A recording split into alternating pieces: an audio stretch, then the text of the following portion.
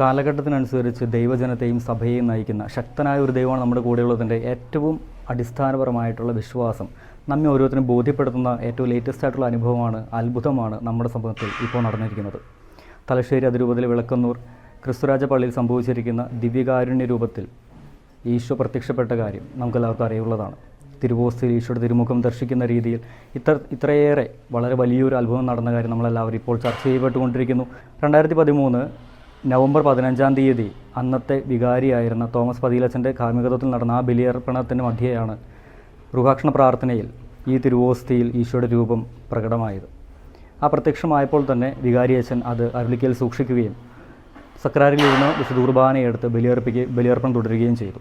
തുടർന്ന് ജനുവരി 10-ാം തീയതിയോടുകൂടി അന്നത്തെ കർദിനാളായിരുന്ന മാർ ജോർജ് ആലഞ്ചേരി പിതാവിൻ്റെ നിർദ്ദേശപ്രകാരം കാക്കനാട് സെയിൻറ്റ് തോമസ് മൗണ്ടിലേക്ക് ഈ തിരുവോസ്തി കൊണ്ടുപോവുകയും അവിടെ സൂക്ഷിക്കുകയും 2018 റോമിലേക്ക് കൂടുതൽ പഠനത്തിന് വേണ്ടി ഈ തിരുവോസ്തി കൊണ്ടുപോവുകയും ചെയ്തു.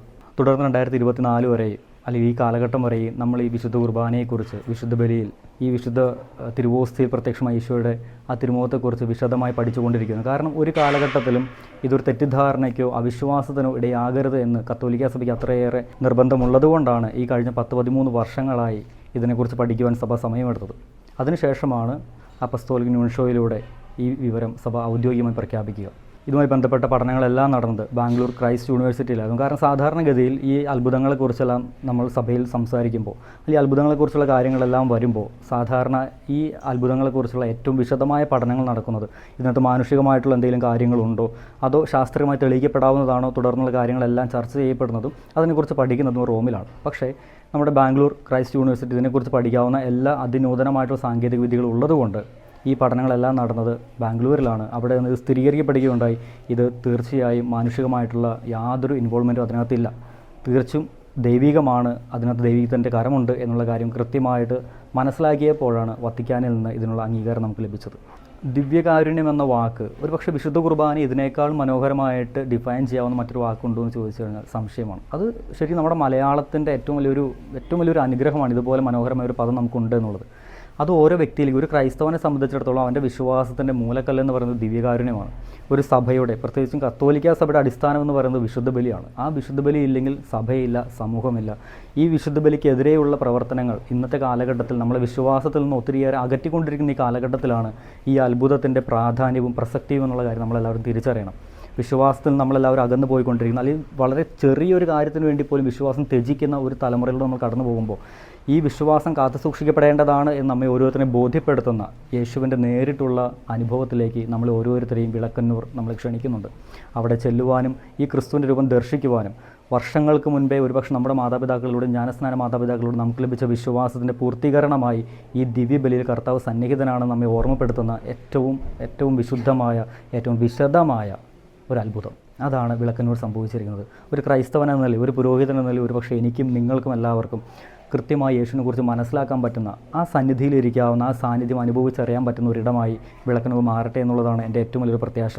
അതിനേക്കാൾ ഉപരിയായിട്ട് നമ്മൾ ഇന്നത്തെ കാലഘട്ടത്തിൽ നമ്മളിതിനെക്കുറിച്ച് ചിന്തിക്കുമ്പോൾ, വിശ്വാസം ചോദ്യം ചെയ്യപ്പെട്ടുകൊണ്ടിരിക്കുന്ന കാലഘട്ടത്തിൽ വിശ്വാസത്തിൻ്റെ പേരിൽ പലപ്പോഴും അടിച്ചമർത്തപ്പെടുകയും വേദനിക്കപ്പെടുകയും മാറ്റി നിർത്തപ്പെടുകയും ചെയ്യുന്ന ഒരു കാലഘട്ടത്തിൽ ഈ ഒരു വിശ്വാസം നമ്മളെ ബോധ്യപ്പെടുത്തുന്നതും അടിത്തറയിടുന്നതും അടിസ്ഥാനമായിട്ട് നമ്മൾ കൊണ്ടുപോകേണ്ടതും ഈ വിശുദ്ധ ബലിയിലൂടെയാണ് എന്നുള്ള കാര്യം നമ്മൾ തിരിച്ചറിയാതെ പോകരുത്. പലപ്പോഴും നമ്മുടെ വിശ്വാസം എപ്പോഴും വാണ്ടറിങ് ലൈഫാണെന്ന് ഞാൻ എപ്പോഴും പറയാറുണ്ട്. എന്ന് വെച്ചാൽ ഒരിടത്ത് നിന്ന് മറ്റൊരിടത്തേക്ക് പലപ്പോഴും നമ്മൾ വിശ്വാസം ശക്തിപ്പെടുത്താൻ വേണ്ടിയിട്ടുള്ള ഒരു ഓട്ടത്തിലാണ് നമ്മളെല്ലാവരും. എവിടെയെങ്കിലുമൊക്കെ ഒരു അത്ഭുതങ്ങൾ കണ്ടെത്തുമ്പോൾ നമ്മൾ തീർച്ചയായിട്ടും അതിലേക്ക് ഓടിപ്പോകാറുണ്ട്. ഈ ഒരു അത്ഭുതം എന്ന് പറയുന്നത് ക്രിസ്തുവിൻ്റെ തിരുസ്വരൂപമായതുകൊണ്ട് തന്നെ ക്രിസ്തു നമ്മളിൽ നിന്ന് ആവശ്യപ്പെടുന്നത് ബലിയിലേക്ക്, വിശുദ്ധ കുർബാനയിലേക്ക് ആയിരിക്കണം നമ്മുടെ വിശ്വാസം കേന്ദ്രീകൃതമാകേണ്ടത്. വിശുദ്ധയേക്കാളും ഏറ്റവും കൂടുതലായി നമ്മൾ ഓരോരുത്തരും നമ്മുടെ വിശ്വാസം കെട്ടിപ്പടുക്കേണ്ടത് വിശുദ്ധ ബലിയിലാണെന്ന് ക്രിസ്തു നമ്മൾ ഓർമ്മപ്പെടുത്തുന്നുണ്ട്.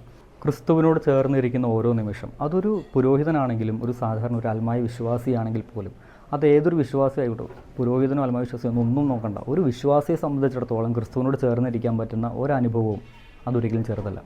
ഇപ്പോൾ ഞാനൊക്കെ ഈ ഒരു പുരോഹിതനായിട്ടിരിക്കുമ്പോൾ തീർച്ചയായിട്ടും ഞങ്ങൾക്കുണ്ടാകുന്ന വിശ്വാസവും അനുഭവങ്ങളും എന്ന് പറയുന്നത് ഈ വിശുദ്ധ ബലിയിൽ അടിസ്ഥാനം ഇട്ടുകൊണ്ടാണ്. ഞങ്ങൾ അർപ്പിക്കുന്ന ബലിയിലാണ് തീർച്ചയായും ഞങ്ങളുടെ വിശ്വാസം അടങ്ങിയിരിക്കുന്നത്. ആ ഒരു ബലിയർപ്പണമാണ് ഒരു പുരോഹിതൻ്റെ ജീവനും ജീവിതവും ജീവായുസ്സും. അതിലാണ് ഒരു പുരോഹിതൻ അവൻ്റെ ജീവിതം കെട്ടിപ്പടുക്കുന്നത്. ആ ബലിയിലാണ് സഭയും കെട്ടിപ്പടുക്കപ്പെട്ടിട്ടുള്ളത്. അപ്പോൾ എൻ്റെ ഒരു വ്യക്തിപരമായിട്ടുള്ള അനുഭവത്തിൽ ഈ വിശുദ്ധ ബലി നമ്മൾ പ്രാർത്ഥിക്കുന്ന കാര്യം അത് എത്ര വലുതായിക്കൊള്ളട്ടെ, എത്ര ചെറുതായിക്കൊള്ളട്ടെ, ചെറുപ്പത്തിലല്ല, അതിനേക്കാൾ ഉപരിയായിട്ട് എൻ്റെ വിശ്വാസമാണ് ഈ വിശുദ്ധ ബലിയിൽ അത്ഭുതങ്ങൾ സൃഷ്ടിക്കുന്നത്. ഞാനെന്ന പുരോഹിതൻ ബലിയർപ്പിക്കുമ്പോഴും ഒരു വിശ്വാസി ബലി പങ്കെടുക്കുമ്പോഴും എൻ്റെ വിശ്വാസം എത്രത്തോളമുണ്ടോ ആ വിശ്വാസത്തിന് അനുസൃതമായി കർത്താവ് ബലിയിൽ എൻ്റെ ജീവിതത്തിൽ പ്രവർത്തിക്കുന്നുണ്ടെന്നുള്ളതാണ് അതിൽ നമ്മൾ മനസ്സിലാക്കേണ്ട ഏറ്റവും പ്രധാനപ്പെട്ട ഒരു കാര്യം. ഒരു പുരോഹിതൻ്റെ 10-12 വർഷത്തെ ഫോർമേഷൻ്റെ ഏറ്റവും അവസാനം ആ പുരോഹിതൻ്റെ ഏറ്റവും വലിയ, അല്ലെങ്കിൽ ഒരു വൈദികാർത്ഥിയുടെ ഏറ്റവും വലിയ ആഗ്രഹം എന്ന് പറയുന്നത് ഒരൊറ്റ ബലിയെങ്കിലും ഈ ദൈവത്തിന് വേണ്ടി അർപ്പിക്കണം, ദൈവജനത്തിന് വേണ്ടി അർപ്പിക്കണം എന്നുള്ളതാണ്. ഞാനിപ്പോഴും ഓർക്കുന്നുണ്ട്, എൻ്റെ ഡീക്കൻ പട്ടത്തിനൊക്കെ ശേഷം ഏറ്റവും അവസാനത്തെ എനിക്ക് ഒരേ ഒരു നിയോഗം മാത്രമേ ഉണ്ടായിരുന്നുള്ളൂ, ഒരു ബലിയെങ്കിലും അർപ്പിക്കാനുള്ള ഒരു കൃപ, ഒരൊറ്റ ബലി. അതിനുശേഷം എന്തും സംഭവിച്ചോട്ടെ എന്നുള്ളൊരു പ്രാർത്ഥനയോട് കൂടിയാണ് ഞാൻ എൻ്റെ ഡീക്കനായിരുന്ന കാലഘട്ടത്തിൽ ജീവിച്ചത്. എനിക്കിപ്പോഴും വളരെ നല്ലൊരു ഓർമ്മയുണ്ട്. കാരണം ഒരു പുരോഹിതാർത്ഥിയെ സംബന്ധിച്ചിടത്തോളം, വൈദികാർത്ഥിയെ സംബന്ധിച്ചിടത്തോളം ആ വ്യക്തിയുടെയും ആ വ്യക്തിയുടെ കുടുംബത്തിൻ്റെയും ഏറ്റവും വലിയ ആഗ്രഹം എന്ന് പറയുന്നത് ഒരു ബലി അർപ്പിക്കുക എന്നുള്ളതാണ്.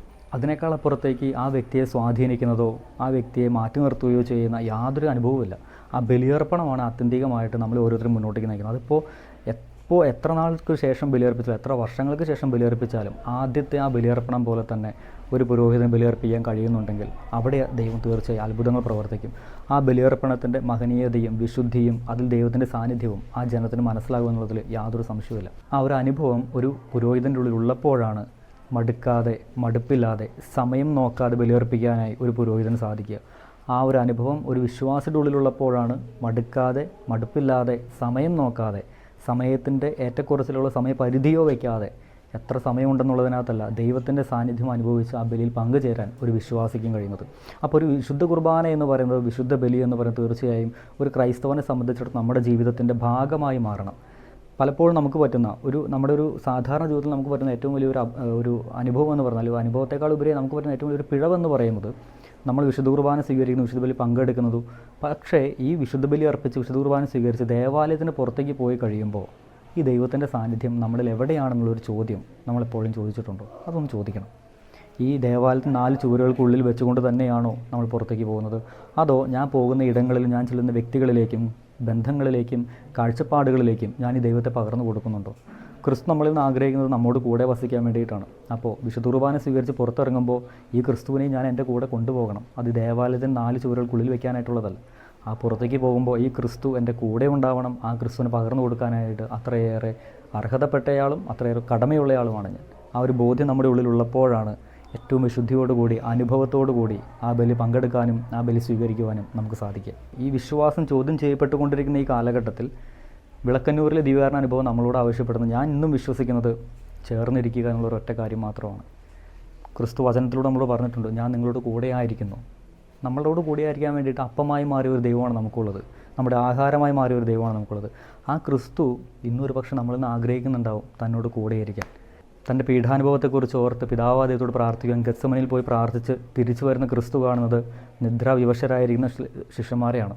അവരുടെ കർത്തവ്യ ചോദ്യം ഒരേ ഒരു കാര്യം മാത്രമേ ഉള്ളൂ, 1 മണിക്കൂറെങ്കിലും നിങ്ങൾക്ക് എന്നോട് കൂടെ ഉണർന്നിരുന്ന കൂടെ.